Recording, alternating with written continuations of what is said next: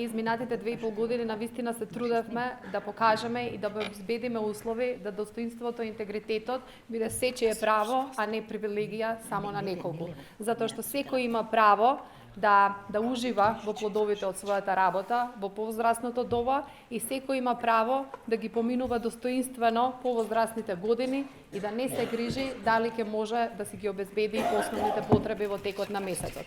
Вице-премиерката веќе зборуваше за зголемувањето на финансиските трансфери и за реформата во пензискиот систем. Она што за нас беше водилка е грижата не само за сегашните, туку и грижата за идните пензионери. Меѓутоа не само зголемување на финансиските трансфери.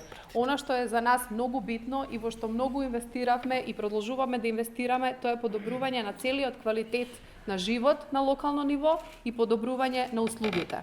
Тоа значи инвестирање во развивање на услуга како што е помош и нега во домот. Значи во моментот знаете дека имаме обезбедено средство, имаме повик до општините, значи ќе инвестираме многу во развој на таква услуга во сите општини, затоа што веруваме дека секој има право да возрастната доба и пензијата и повозрастните години ги помине во својот дом, ќе инвестираме и во домови за стари лица, меѓутоа сметаме дека првенствено секој заслужува да ја добие таа помош и поддршка и нега и услуга што му е потребна во својот дом.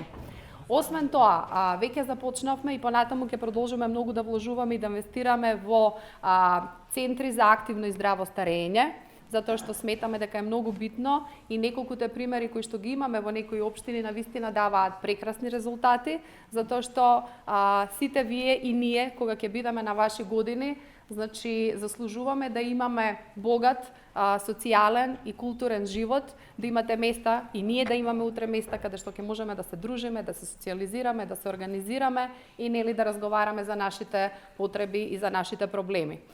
Бидејќи навистина ни е битно да секој еден граѓанин и граѓанка на нашата држава има достоинствени услови за живот, како што спомна и градоначалникот за тие кои што не ги остваруваат условите за пензија, ја воведовме за прв пат во нашата држава така наречената социјална пензија. За родителите кои што се грижат за дете со попреченост, се невработени, немаат други приходи, значи воведовме и траена доместок пензија од 8.000 денари. Исто така, исправивме долгогодишни неправди и барања на рударите со измените во законот и овозможувањето на нивното предвремено пензионирање преку бенефицираниот стаж.